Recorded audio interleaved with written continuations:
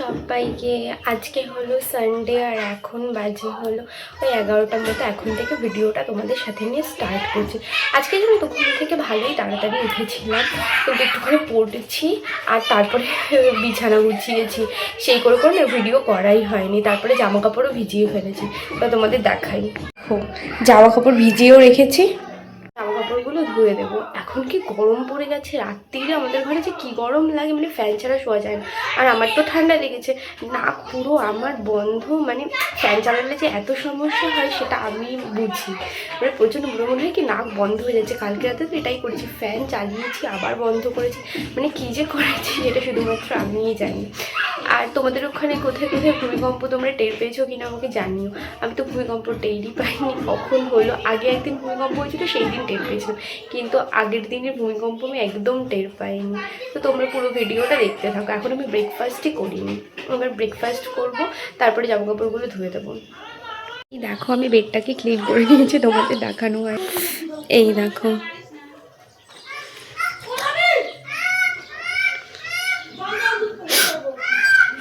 তোমার বেডটা ক্লিন করা হয়ে গেছে। এবার আমি জামা কাপড়গুলো ধোবো। চলো জামা কাপড়গুলো ধুয়ে আসি। আমার নতুন নতুন মিষ্টি বন্ধুদের নিয়ে আমি ভিডিওটা শুরু করছি। আমি এই যে জামা কাপড়গুলো কাচতে চলে এসেছি, অনেকক্ষণই মোটামুটি ভিজিয়ে রেখেছিলাম। এইবার আমি রোদে মেলে দিচ্ছি। এখন তো গরমটা ভালোই পড়ে গেছে, মোটামুটি ভালোই রোদ থাকে। আর আমাদের বাড়িতে না প্রচণ্ড রোদ থাকে। আমি স্নান করতে চলে যাচ্ছি, কারণ আমি বেশিক্ষণ না মানে ওয়েট করিনি, কেন এই ঠান্ডা জ্বর থেকে উঠেছি। আবার যদি মানে ওয়েট করি বা দেরি করে স্নান করি আবার ঠান্ডা জ্বর লেগে যাবে। এমনিতেই গরমকালে ঘাম হয়, মানে একটা মানে বাজে ব্যাপার হয়ে যাবে। ওই জন্যে আমি তাড়াতাড়ি করে স্নান করে নিচ্ছি। আর শ্যাম্পু করিনি, কারণ আমার তো ঠান্ডা জ্বর, মাথা যদি ভেজা থাকে না খুব সমস্যা হয়ে যাবে, আবার ঠান্ডা জল লেগে যাবে। তাই জন্যে আমি আর আজকে শ্যাম্পু করিনি, ভেবেছি 2-3 দিন পরে শ্যাম্পু করব। তারপরে আমি এই পুজো দিতে চলে এসেছি। তোমাদের মনে আছে আমি আগের ভিডিওতে বলেছিলাম যে আমার আরও 2টো ফাড়া আছে, গেছিলো, সেই ফাড়া দুটো আমি তোমাদের সাথে শেয়ার করব। হ্যাঁ, তো চলো সেটাই বলি। আরেকটা ফাড়া ছিল 10 বছর কি 11 বছর আগে, মানে 2014-15 কি 16 এরকমই কিছু একটা হবে, এক্স্যাক্ট টাইমটা মনে নেই। সেই সময় আমার একটা ভাই হয়েছিল তখন। সেই ভাইটার মানে প্রচণ্ড শরীর খারাপ ছিল, মানে ভাইটা হওয়ার পরেই না খুবই শরীর খারাপ। এবার ওর মা একটা নার্সিংহোমে, এবার ওকে নিয়ে আসা হয়েছে শিশু যে নার্সিংহোম, সেই নার্সিংহোমে নিয়ে আসা হয়েছে। তো তারপরে এবার আমরা না সেই সময় হলুদ ট্যাক্সি ছিল, সেই ট্যাক্সি করে রাত্রির ওই 1টার সময় ঠাকুর দেখে দুর্গাপুজোর সময় বাড়ি এসেছি। মানে সবে নেমেছি, নেমে মানে বাবা টাকাটা দিচ্ছে, মানে আমি মা বাবা 2-3জনেই গেছিলাম। তারপরে দিতে সাথে সাথে ফোন এসছে, ফোনে বলছে যে এরকম এরকম অবস্থা, বাচ্চাটাকে মানে ওর মা না থাকলে ভর্তি নেবে না। এবার ওর মাও তো আসতে পারছে না, ওর মায়েরও কন্ডিশনটা খুবই খারাপ ছিল। তারপরে কি করবো, তারপরে আমার মা ছিল যেহেতু আমাদের বাড়ির কাছাকাছি, তাই ওই রাতে ওই ট্যাক্সি করেই আবার গেছি। যাওয়ার পর তারপরে গিয়ে ভর্তি হওয়ার পরে তারপরে ওই বাচ্চাটার মানে কাছে সারা রাত বসে থাকতে হবে। তো সেই রকম মানে সারা রাত গিয়ে বসেছিল। এইবার তারপরের দিন সকালবেলা আমরা ওই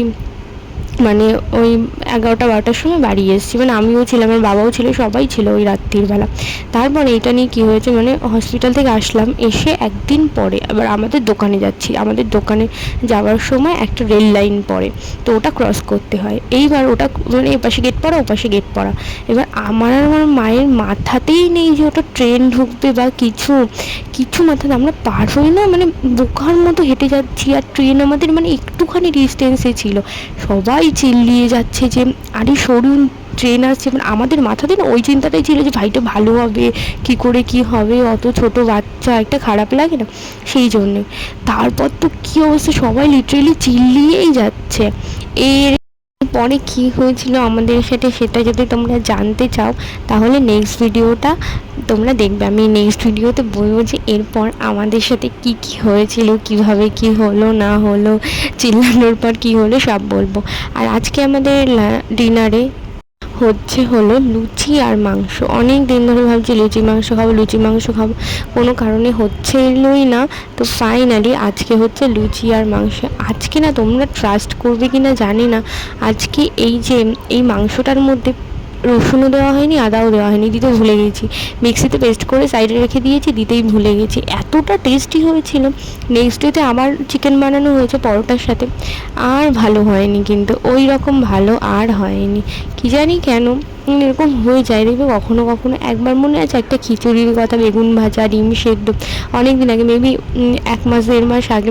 ওই খিচুড়িটা এত টেস্টি হয়েছিল, ওই খিচুড়ির মতো আর আমরা আর মানে বানাতেও পারলাম না, ওইটি খিচুড়ির মতো খেতেও পারিনি আর কোনো খিচুড়ি, এতটাই টেস্টি হয়েছিল। তো দেখবে তোমাদের সাথেও হয় কখনো না, সেটা সবার সাথেই হয়। কোনো কোনো দিন এতটা ভালো হয়ে যায়, মানে এত কিছু দাওনি তাতেই ভালো হয়ে যায়। কখনো কখনো ধরো আমরা খুব ভালো করে রান্না করছি এত কিছু দিয়ে, তখনও আমাদের ভালো হয় না, এটাই হয়। তারপরে এই যে ময়দা মেলে নেওয়া হয়েছে, এইবার ময়দাগুলো লেচি কাটা হয়ে গেছে, এবার তেল দিচ্ছি। আর মা বলছে কি আরও তেল দেয়, আমি বলছি দাঁড়াও 2 মিনিট, আমি মুখটা খুলে তারপরে তেল দেবো। এই যে এবার সব না একবারেই করে নেওয়া হচ্ছে, কেন বলো তো, একটা একটা করে করলে না কি। আর এইবার করে নেওয়া হচ্ছে। এই ময়দাটা আমি অনলাইন থেকে নিইনি, আটাটা নিয়েছিলাম, তোমাদের দেখাবো, একদম ভালো হয়নি, মানে রিভিউ ভীষণই খারাপ আমি দেবো, কেন একদম ভালো ছিল না, সেই আটাটা খুবই খারাপ ছিল। আমার না এরকম মাঝে মাঝে ক্রেভিং ওঠে, কখনো কখনো আমার এইরকম ক্রেভিং ওঠে যে হ্যাঁ আজকে আমাকে এটা খেতেই হবে, তখন আমি নিজেই কন্ট্রোল করতে পারি না, তখন ওটা খেতেই হবে, খেয়ে তারপরে আমার মনে শান্তি হয়। মানে এমনি আমার কোনো প্রবলেম হয় না, কিন্তু মনটা না শুধু বারবার বললে ওটা খাবো ওটা খাবো ওটা খাবো।